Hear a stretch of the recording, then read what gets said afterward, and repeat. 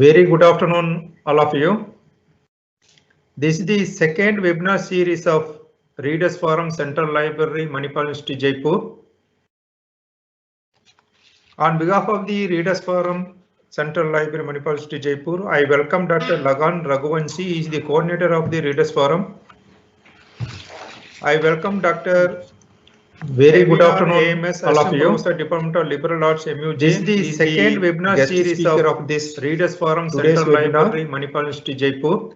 And I welcome all the participants for this webinar on the Indian Central Library, Manipal University, Jaipur. I welcome Dr. Lagan Raghuvanshi, he is the coordinator of the Readers Forum. Changes with reference to India. I welcome Dr. Very good afternoon, all of you. Revival of classics. This is the second webinar series of this Readers Forum Central Library, Manipal University, Jaipur. And I welcome all the participants. It is a new webinar on the Indian Central Library, Manipal University, Jaipur. I welcome Dr. Lagan Raghuvanshi, he is the coordinator of the Readers Forum. Attention with reference to India. I welcome not just as an economic. Very good afternoon, but all of you. Revival of classics. This is the second webinar series of this Readers Forum now has a genuine opportunity, and I welcome all the participants. A new webinar on global power Central Renaissance. I welcome Dr. Lagan Raghuvanshi as the coordinator of the Readers Forum. Attention, but the country I welcome not just from this great knowledge. Good afternoon, but all of you. Now I introduce our Dr. Avinar AMS. Dr. Avinar holds a PhD in philosophy and works as an assistant professor at Department of Liberal Arts, Manipal University, Jaipur. He is an avid reader with a keen interest in literature and philosophy. Now I request our guest speaker, Dr. Avinar, to deliver his lecture, sir. Please, sir, over to Dr. Avinar, sir. Thank you, Dr. Shivraj. Thank you, Lakan Raghuvanshi, for giving me this chance to talk to the students about a topic which is close to my heart. So what I will be dealing with or discussing today is popularly known as the Indian Renaissance. It also has an alternative name. It's also known as the Bengal Renaissance because the initial impetus of movement towards what is the Renaissance emerges or comes from Bengal region. For instance, the word the Indian Renaissance itself was first deployed by the famous philosopher and at one point of time terrorist in British India, Aurobindo Ghosh. So the term Indian Renaissance itself was coined as late as 1918 by Aurobindo Ghosh, who is very famous with his Aurobindo Ashram right now, which is there in Pondicherry, if you guys are familiar with it. So why Indian Renaissance? Why is this an interesting topic to discuss? You must be wondering why are we talking about something which happened 100 years ago? So fundamentally, I feel history is an interpretative task. And most often we are not taught history in the right spirit of interpretation. History becomes a political tool. You heard the question that history is written by the winner usually. There's also the fact that history tends to be in terms of facts, like, this happened at this time at this place. So what about human skill to interpret and understand and fabricate his past? So the basic idea is this: there's something happens in reality, and then we reconstruct that reality. Okay, so I'm standing and I watch an event that is taking place in front of me. Now, as you all know, I have only one pair of eyes. I have two eyes and I have limited senses to observe any reality. Now, that is the first step. The second step is to recreate that reality, which is to say, I have access to certain kind of symbolic tools. For instance, that is language, and that is writing, because language can be oral language also. There are communities which have oral traditions and so don't have a history. So a lot of the time, a lot of the cultures which have their cultural identity embedded in an oral tradition end up as losers in the modern world because they have denied a history, and history itself has become a political tool to oppress and to even guide the future, because the minute you take up a version of the history, it guides your own identity, who you are. So basically, my question of why I want to deal with or discuss the Indian Renaissance is to ask the question, who am I as an Indian? Because most of the time, what we find is, as I use the term Indian, but I am not really, I just use the term I'm an Indian, but I might be more of the caste that I belong to. I might be more inclined towards the religion that I belong to. But when we look at the Indian Renaissance in particular, we get an idea of India. We get an idea of what it means to be Indian. And we get to know how secularity takes form in India. The idea of the secular, the idea of an identity which is not really rooted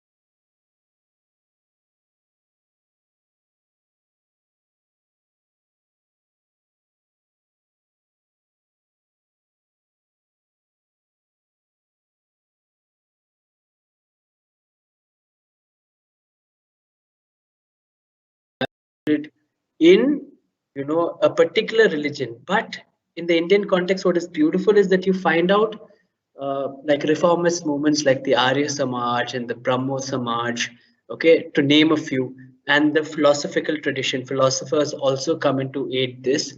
When they come up with through religion, we come through a secular identity for Indians.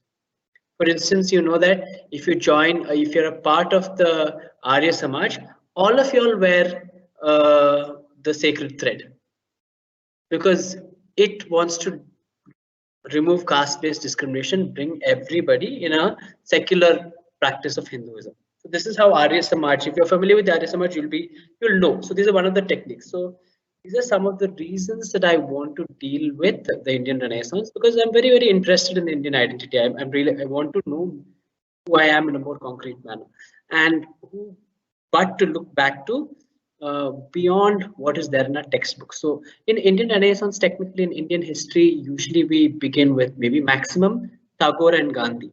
Tagore and Gandhi are much, much later figures in the Indian Renaissance. Okay, but the people who come before them, we are not really paid much attention. For instance, there is a Sri Lankan art scholar, for those of you interested. So in my class today, it's a book that I'm discussing. So for y'all to note down, it's an interesting book. You can get a copy of. You can find it online. You can buy it. The name of the book is it's called Minds Without Fear. Minds Without Fear. And the subtitle of the book is Philosophy in the Indian Renaissance. Minds Without Fear, Philosophy in the Indian Renaissance. It's written by a lady named Nalini Bhushan, and J. Garfield. So when you search it, so as a part of the Readers Club, I just wanted to share one of the books that I was reading and I was impressed by, and so that is why I picked this book. So from this book, I'm taking out the idea of a renaissance, and let me begin by asking any of you all in the okay, do we take question and answers now, or is it like in the end? Do we have like, can I pose a question and then continue, or is it going to be at the end? Lakan sir? Depends on you, sir. Okay, so then I like to ask the question if anybody knows what Renaissance is. Anybody has heard of the You can ask if they know, they can write in chat all right, chat okay. box. Yeah. So they will answer you in chat box if they know. Okay, I just continue. So basically, the idea of Renaissance, it emerges from Europe. Okay, it is Europe between the 14th and 16th centuries. Okay, so before that, if you know a little bit about Western history, we call it the Dark Ages before that. So before the Renaissance period, before the changes in the 14th and 16th century, uh, Europe was going through a period of dark ages. Okay, and technically, when they want to say dark ages, what they mean is how they were inferior. They don't want to acknowledge the fact that they were inferior culturally, because India is an ancient civilization. The West has been always coming to India for trading with us. Okay, our cloth, our silks, our cottons, our spices, our steel. If you are familiar with Indian steel is one of the best quality steels in the world, and the way in which we refine steel. Okay, it was a mystery to the Western world. So at one point of time, there's a famous sword called the Damascus sword. The Damascus is somewhere in Middle East. Okay, I think yeah, it's not really the West, but it's between the West and India. And so the steel for the Damascus sword came from India. So India was very good with its exports that it used to send out at that point of time. And even the Islamic world. So they were, you must be familiar. They were religious wars between the Christians and the Muslims called the Crusades. Although they are brother and sister religion, they come under the Abrahamic religions. And so even at that point of time, Europe was so bad. Like now we look at West, and West being the imperial power, and we all look at West for everything, technology, science, you know, all affairs, military affairs. But in that period before the 14th century, actually the Islamic world was moving to tribal world. The Islamic nomadic communities were conquering Europe. They were, destroying European cities, looting them. So this is why they used to call it the Dark Ages. Okay, and we have even examples of Islamic thought even being settled in Spain. So there's a University of Padua, Padua, 14th century.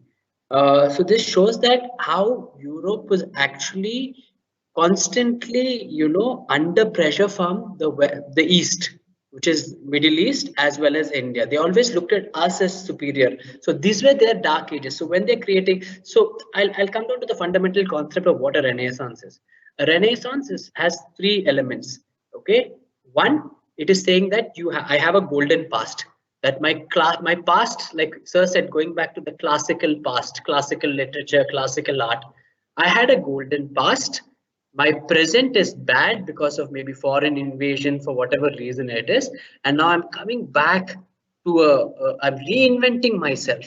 Okay, I'm going to the back, I'm drawing upon the resources of my back. So for instance, if I want to maintain a cultural identity as an Indian, I will go back to the Sanskritic texts, and from my reinterpretation, I will leave the middle gap, the Middle Ages, where my classical Indian culture, Chandragupta Maurya onwards, Indian society started going down, and then the Mughals came in, then the British came in. So it's literally I'm going down, and then now again I am going back to my past to reinvent myself. So I'm going to. It's also a sense of identity. So one important thing about the Renaissance is it also roots a person's identity by going to its past. So my present, and so it's continuous.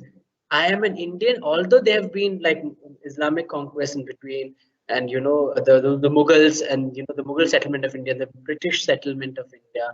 Somehow If I can go back to my roots, I can maintain continuity. I am an Indian in India for over 2000 years.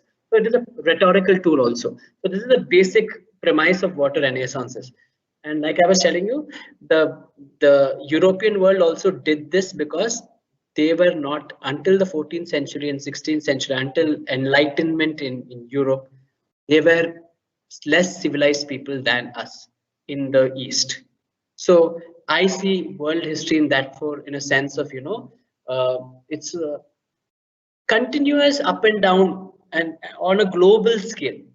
Okay, so there's another philosopher who bought into this idea whose name was Hegel.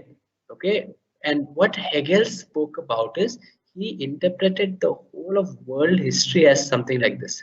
Okay, thesis, antithesis, synthesis. For instance, now if I want to talk about the Indian Renaissance, I'll talk about my thesis is going to my Sanskritic past. My antithesis is the British and the modern science which is coming to India. So I take the thesis and antithesis and I make it a synthesis and I make it to modern India, modern Indian thought, modern Indian identity. Okay, so this is an idea that has been explored in history. So yeah, in essence, what is it? A Renaissance is re-establishing a golden age by reaching out to the past and using from the past materials for the construction of the future. It was necessary in India because we wanted to create a new Indian identity after the British came in. We should also be aware that before the British came to India, there was no identity of India as being this geographical landmass from all the way from Kanyakumari to Afghanistan on the right and Burma in the east. Okay, and the Chinese border, the Himalayas cut off India from China, the mountain ranges. So the idea of India itself as this huge landmass, in practical terms, India was never identified like that.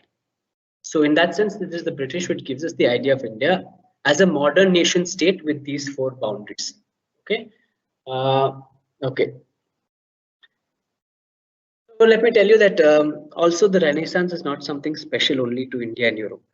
We see it happening everywhere. And the force for a Renaissance is modernity. Usually a foreign invader or somebody comes in and they bring in with them their ideas. And these ideas, what they first do is for anybody to rule, for me to rule, I need to destroy your pride in your culture and your pride in your identity. So how this happens is when I come with, for instance, I'm a Britisher, I come in with my gun, I come in with a railway coach, I come with a steamboat, okay, coal-powered boat, and I come with the goods of modern Western science. Now that automatically makes my knowledge system very poor or weak. It makes me think that, what I know and what my culture has gone into degeneration. It's a bad time for my culture, and that's why, I need to reinvent myself. So part of the Renaissance project is to negate the foreign influence. When the foreign influence, he wants to rule India. Okay, and we should imagine that Britain is a small island, and the India that he ruled was all the way from, like I said, Kanyakumari to Burma to Afghanistan and the Himalayas on the north. How can a small country with a small military force rule such a large country? It cannot be by might. It cannot be by military force. How many soldiers you'll have? How many soldiers can you have? You cannot still, the whole of Britain also come and become, all of them become soldiers. You will not be able to police India at that big scale. So the battle was at the level of ideas. And at the level of ideas, Indians started at that point of time, after we became subjugated by the British, Indians started making fun of their own culture, like especially the people who were getting an English education. They were taught to look down upon our way of life. And so the Indian Renaissance in India was a project to bring back pride in the Indian. Why is the Indian Renaissance important? Without the Indian Renaissance, the Indian independence movement would not be possible. So it is sad, it's an ironical fact that in school, while we study Indian independence movement, we don't study Indian Renaissance, but Indian Renaissance gave them the backbone for Indian independence to take place. And Indian national identity to be born. Like I told you, when the British came to India, nobody would have said, "I'm an Indian." You would have said, I'm a Pathan, you know, I'm a Rajput." Okay, he would have said, you know, I'm a Telugu, I'm you know Tamil. They could have said all that, but they would not have said I am an Indian. When the British first came to India, this concept was not there. We should be very clear about that. And that when the British come, we start, you know, this idea of Indianness comes. And this idea of Indianness, the roots of it is, like I said, Indian Renaissance. And we see a lot of people like Vivekananda, Aurobindo Ghosh, um, Kumaraswamy. There's a, like I told you, a Sri Lankan Ananda Kumaraswamy. He's a Sri Lankan by birth, but believes in the cultural unity of India. Okay, so these are the guys who do it.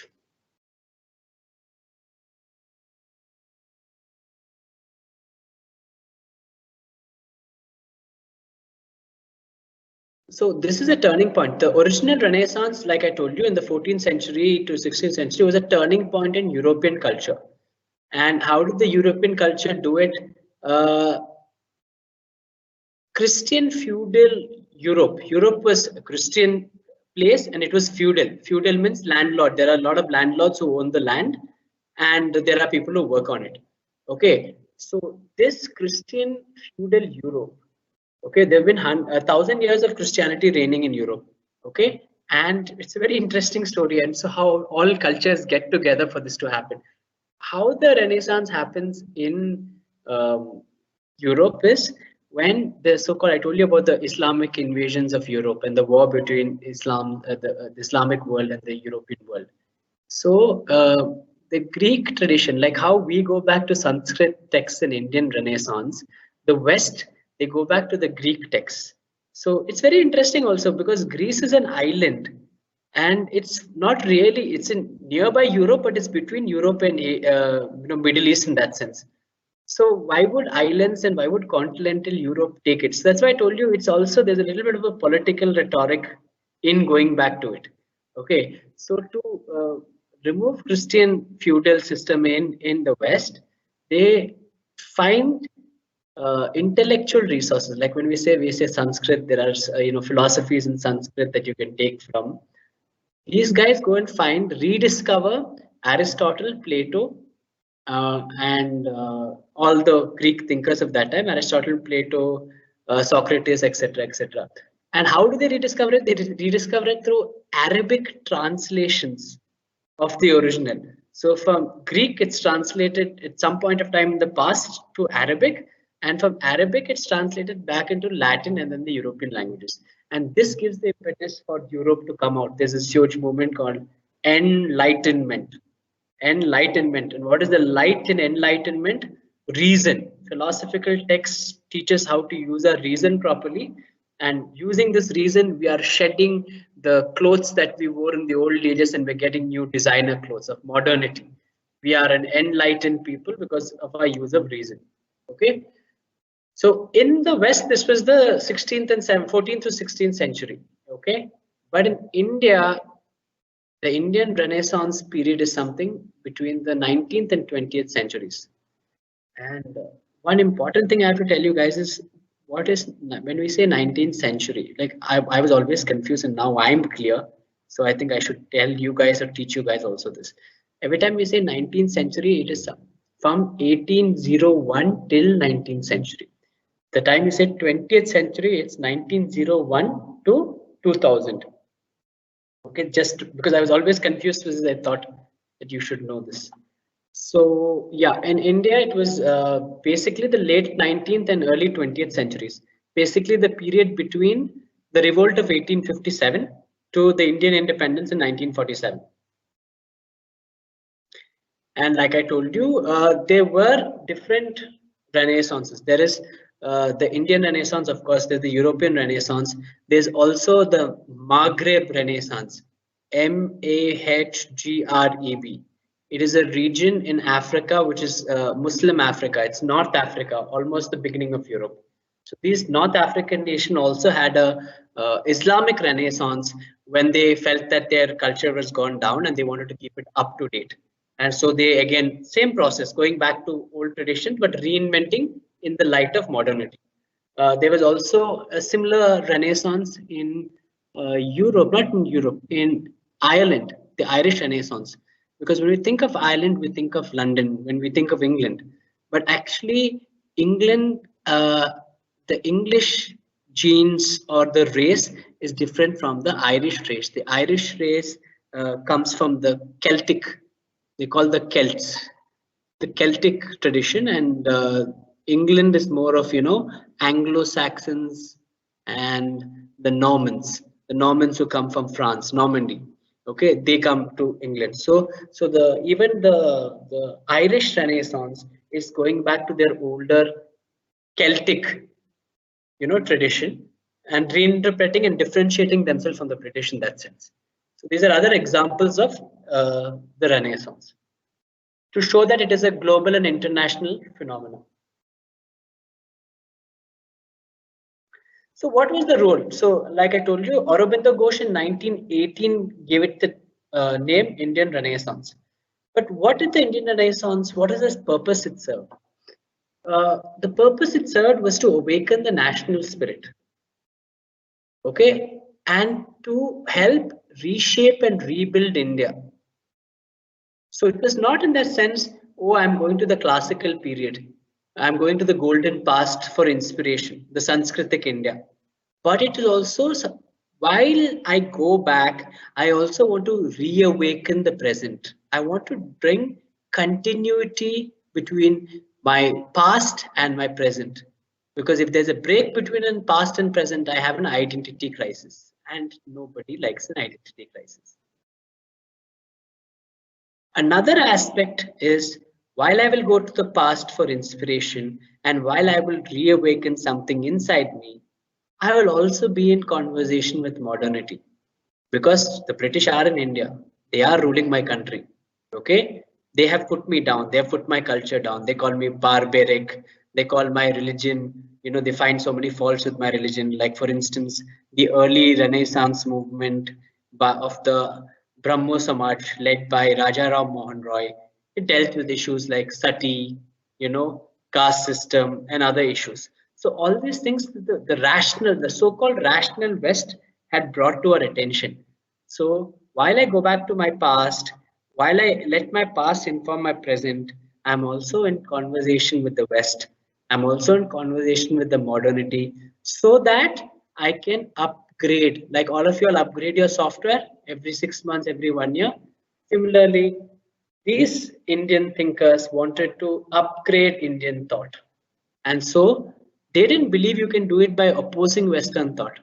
Okay, the Westerners had come up with guns, with like I said, railroad transport. You could move so much of stuff, which literally in India before that, bullock carts used to move. You used to have your transport and trade, and you have a community called it the Banjara community. In Hyderabad, you have a place called the Banjara Hills in name of them. The Banjaras were a community which traveled all the way from Afghanistan till the Deccan Plateau. They were master transporters in the old world before the British came. So when the British come, they make them a criminal tribe, and that's a different history and a different trajectory. But so just imagine, we're transporting all the goods from India, the silks and spices, the so-called Silk Route. It will join the Silk Route somewhere in Afghanistan. Things come from China, things come from Asia, and in the old world, all this goes all the way to Europe. Okay, and why was I saying this? So yeah, we cannot deny at that point of time the British, because they came with railroad transport, they came with so much technological innovation, they had telegraph, they had so many things. So we couldn't, if we had to reinvent ourselves, we can't reinvent ourselves in an old model. We need to be able to adapt what is good from the West, what is good from our past, and create a new India. So this was the project.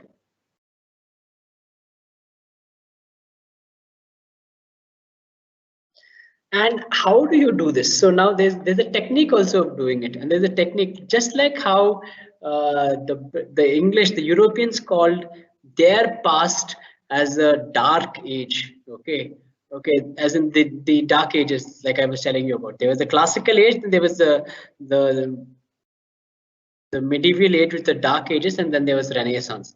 So in India also, it's a similar kind of a scene. where we talk about before the Muslim conquest of India, there was a golden age. Then with the the Mughal conquest of India and the British domination of India, we've come into a dark age,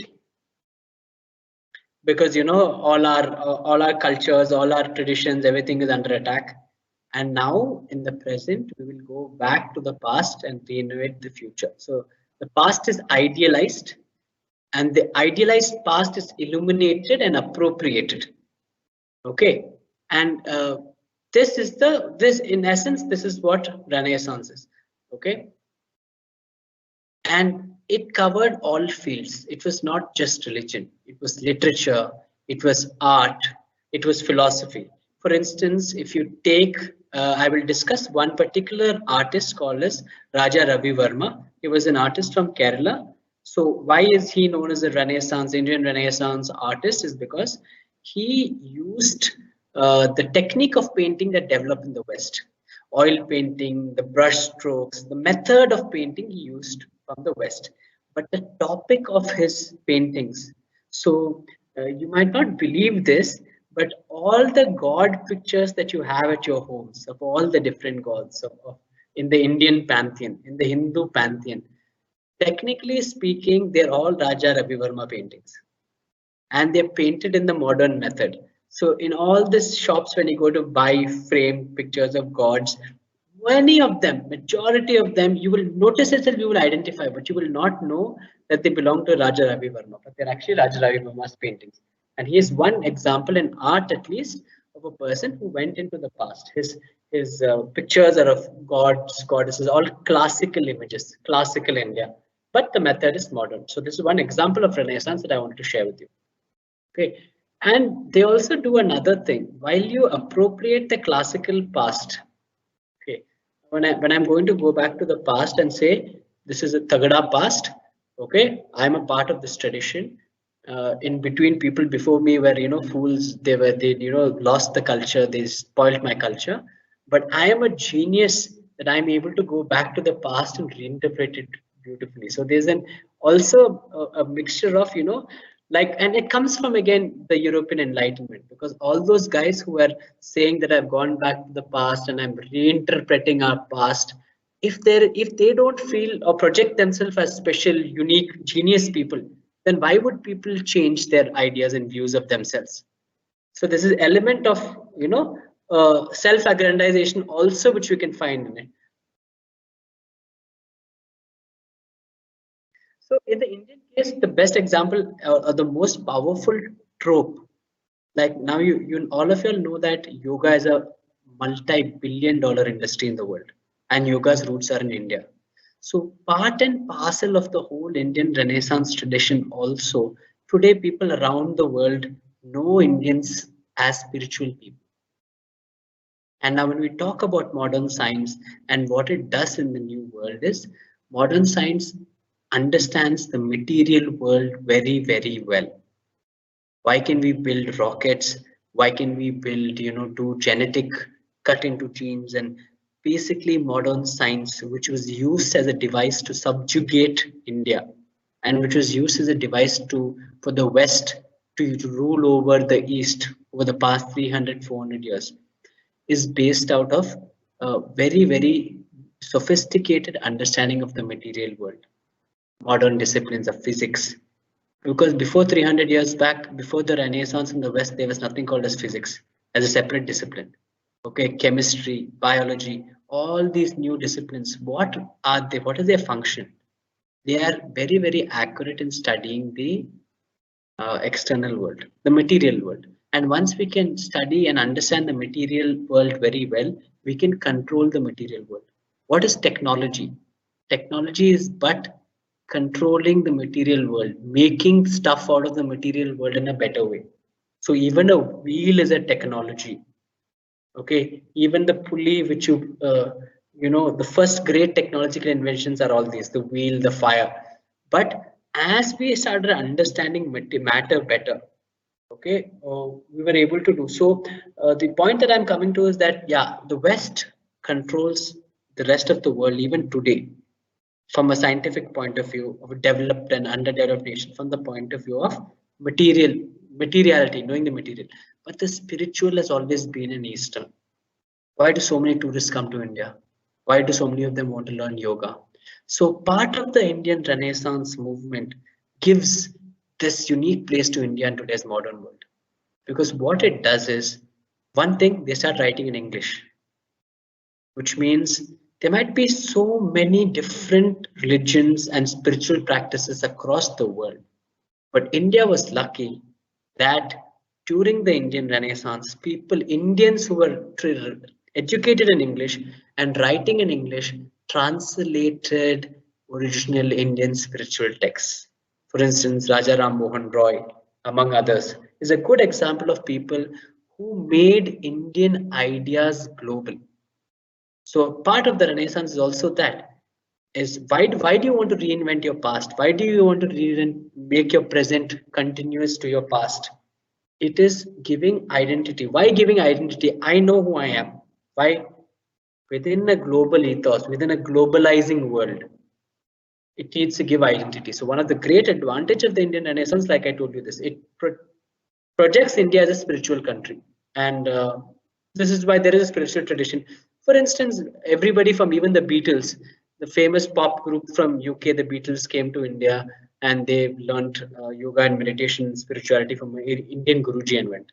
So this talks about how well the Indian Renaissance people and Indian writers of those days did their job. Just give me a minute.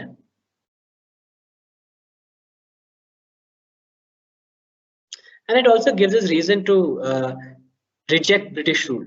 So the main point of view and the whole Renaissance movement in the West, it came because they didn't want to follow the church's rule anymore in 16th century Europe. Okay, and in 19th century India, we didn't want to follow the British rule anymore. But we cannot just push them out of the country like that. The whole independence movement, from the revolt of 1857 to our independence, it took us a good 100 years. And in that 100 years, we had to create new ideas. We had to give Indians pride in themselves. And this was done literally through philosophy, through writing, through the Renaissance. But again, there is modernity, which plays a very, very important role in it. If there weren't printing press, if there weren't pamphlets you could print and given the rule, Indian independence would have been very, very difficult.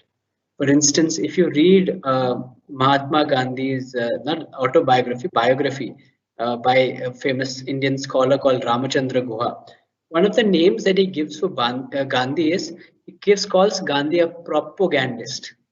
So again, the kind of ideas that I want to tell you today is, today we call it public relations. That's the way we understand it.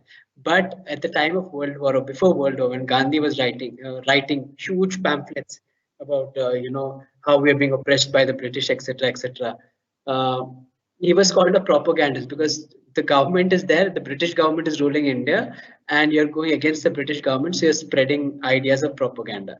And this propaganda, using propaganda, was done both by the Germans and the British and the Americans during World War II. That's another story. I'm coming back to what we're talking. So yeah, so printing press. So I told you, going back to the past, reinventing the past in terms of the present, dialogue with modernity. So modern technology is essentially a part of the Indian Renaissance, because if you didn't have printing press, you cannot inform the people. People will not be discussing your ideas about who an Indian is or what it means to be an Indian. So there's another technology called the oleograph. And an oleograph is a way in which you can reproduce pictures. So before that, you must have heard, around 300-400 years back, if anybody had a religious text in their home, be it a Bible or a Bhagavad Gita or like a Quran, they were very, very esteemed people, because before the printing press was invented, for us, books and paper is nothing. We can just throw a book into the dustbin without caring about it. But before the printing press was invented, if everybody they had to write the whole Bible or the Quran or the Bhagavad Gita by hand, and you used to have people who used to do it for you.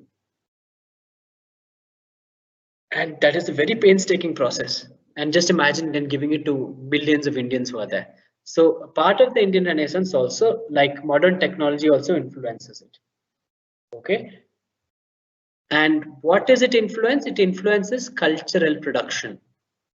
Okay, cultural production and confirmations. That means ideas of what it means to be an Indian, artistic representations of India, music. Okay, all these things get reinvented.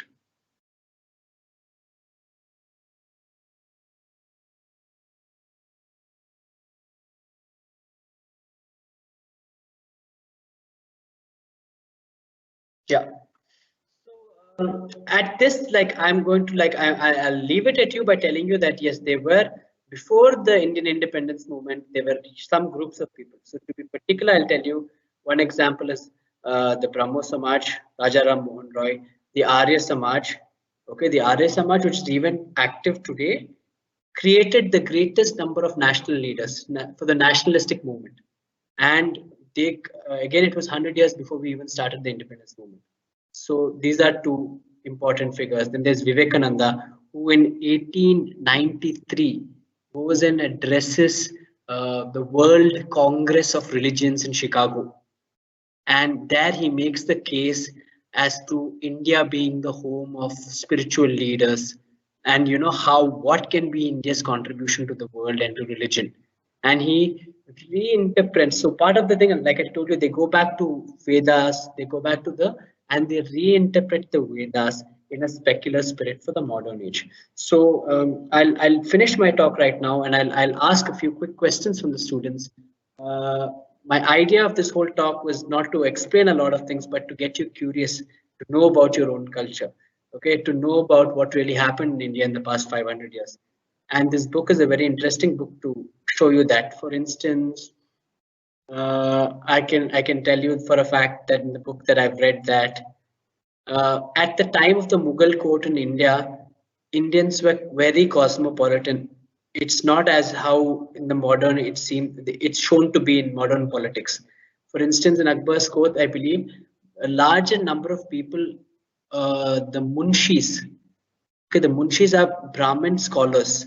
Okay, so you find at even that time at the Mughal court, the person who was in charge of reading, writing, translating what happens in the royal court, which has to go to all the places that is under the rule. So the munshis were people who were very adept at Sanskrit, very adept at Persian, okay, and there were schools which used to train these guys. So basically the idea is even before the British came to India, Indians were very cosmopolitan.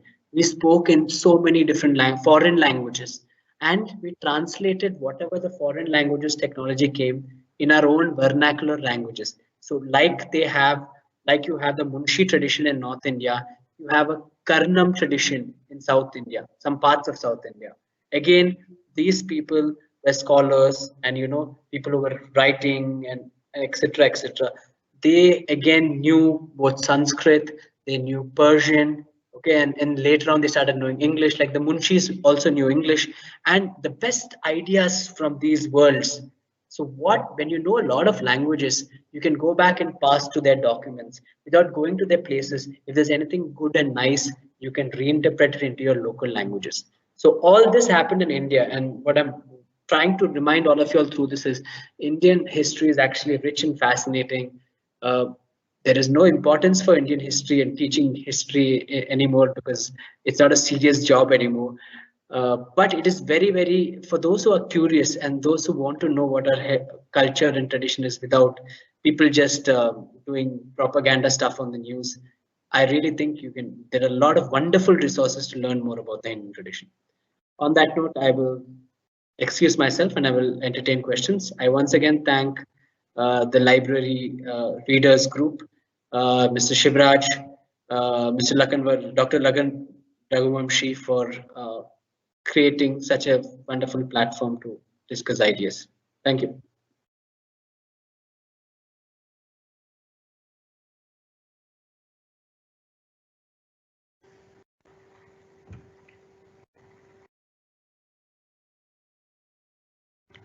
Lagan sir. Yes, sir. Hello. हाँ sir, what sir का and हो चुका है, तो what of songs? Okay. So, Ivan sir, you can ask for questions if anybody want to ask some questions, and if they don't have any question, we can conclude the session. So questions नहीं है sir कोई. नहीं है? Okay, कोई बात नहीं. तो wait. Thank you so much, Dr. Arvind. It was an insightful session, and I think all the participants, it will be going to very helpful for all of us.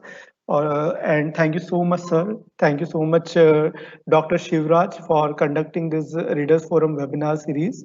And thank you all of you. Thank you so much. Thank you, Dr. Arvind. Thank you so much.